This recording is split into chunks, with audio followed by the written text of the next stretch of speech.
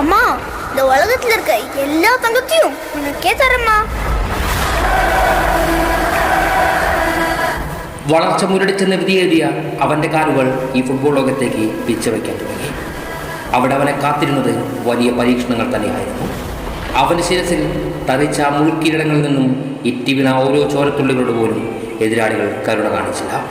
പക്ഷേ 3-ാം നാൾ ഉയർത്തി നിൽക്കുവാൻ വിധിക്കപ്പെട്ട യേശുവിൻ്റെ വിധി തന്നെയായിരുന്നു അവനും കാലം കാത്തുവച്ചത്.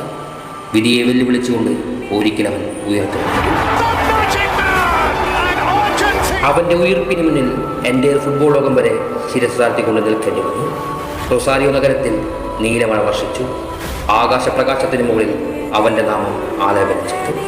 അതെ, കിരീടം വെച്ച രാജാവിൻ്റെ നാമം, ഒരേ ഒരു വിഷയം, ലയണൽ ആൻഡ്രസ്.